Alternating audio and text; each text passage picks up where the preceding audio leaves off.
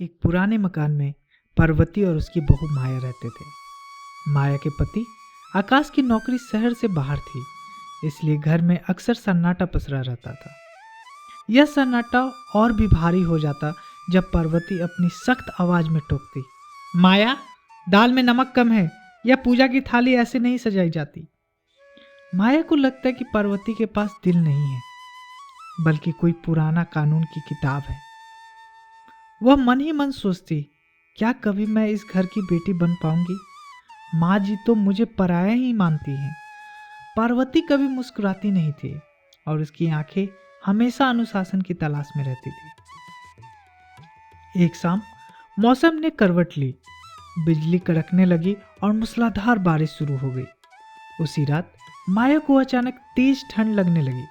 देखते ही देखते उसे इतना तेज बुखार चढ़ा कि वह बिस्तर से उठ नहीं पा रही थी। उसने पार्वती को आवाज देने की कोशिश की, पर गला सूख चुका था। तभी कमरे का दरवाजा धीरे से खुला। पार्वती अंदर आई। उसने देखा माया पसीने से तरबतर है और कांप रही है। उस वक्त पार्वती के चेहरे की शक्ति गायब हो गई। उसके हाथों में वही पुराने नुस्खे थे जो उसकी माँ ने उसे सिखाया था। उस रात पार्वती सोई नहीं। घुटनों में गठिया का दर्द होने के बावजूद वह रसोई और कमरे के बीच चक्कर काटती रही।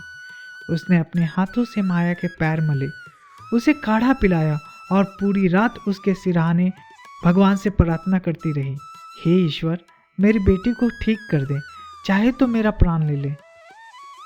अगली सुबह जब माया की आंखें खुली तो उसने खुद को कंबल में लिपटा पाया। बुखार कम था।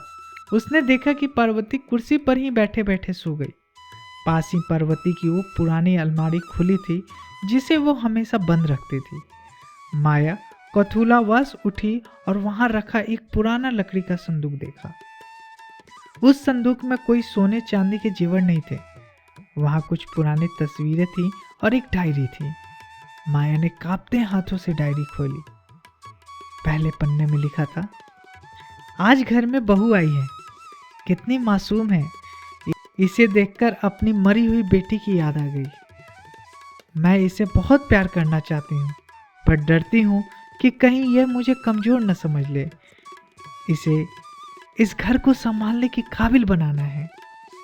बीच के पन्ने में लिखा, आज माया का जन्मदिन था।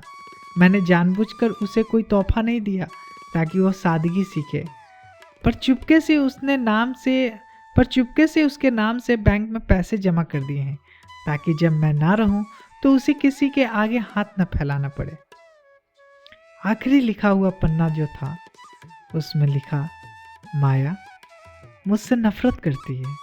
यह सोचकर कलेजा फट जाता है, पर एक माँ का प्यार सिर्फ दुलार में नहीं, कभी कभी अनुशासन में भी होता है।